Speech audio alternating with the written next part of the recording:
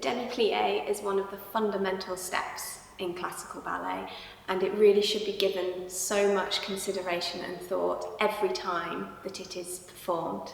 You'll probably be quite surprised by how many times a demi-plie happens within a ballet class. So it's really important right from the beginning of the class all the way through that you really concentrate on how much work is involved in performing a demi-plie. Okay, so let us start by looking at the demi-plie in the first position. So I'm going to start just with my arm in bras bas. So before you even bend the knees, I want you to really think about actively rotating in the backs of the legs. So before you even bend the knees, the legs are really rotating. So as you do the demi-plie, it's a much more active movement as opposed to just letting the knees bend. So starting in the first position, you're thinking about rotating the backs of the legs as you bend the knees. Now be really careful at the bottom of the demi-plie that you don't allow your ankles to roll forwards this way.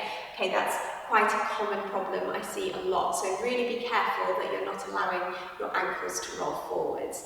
Okay, so for the demi-plie, you think about rotating the backs of the legs, lifting up in the front of the stomach, and then taking the active demi-plie. So at the bottom of the demi-plie, it's remembering about the posture.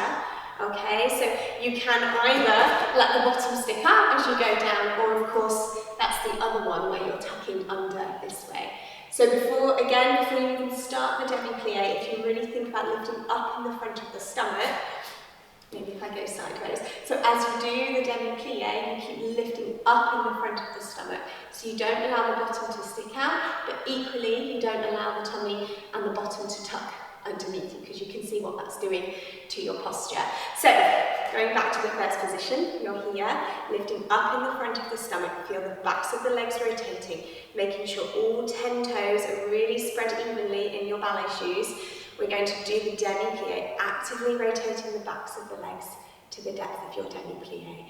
Now we talk a lot about the diamond shape, so that works quite nicely with younger children, but actually it works for anybody. You can think about the diamond shape.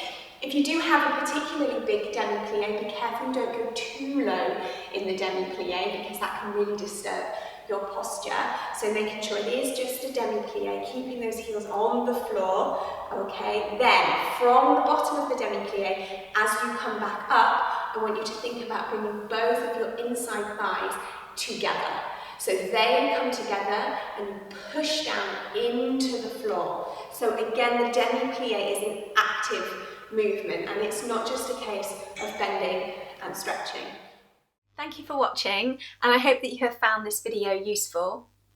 If you haven't already subscribed to my channel, then you can subscribe by clicking the icon below. The full-length videos can be found at my website, tipsonballettechnique.com. You can also choose your next video by clicking from the selection here.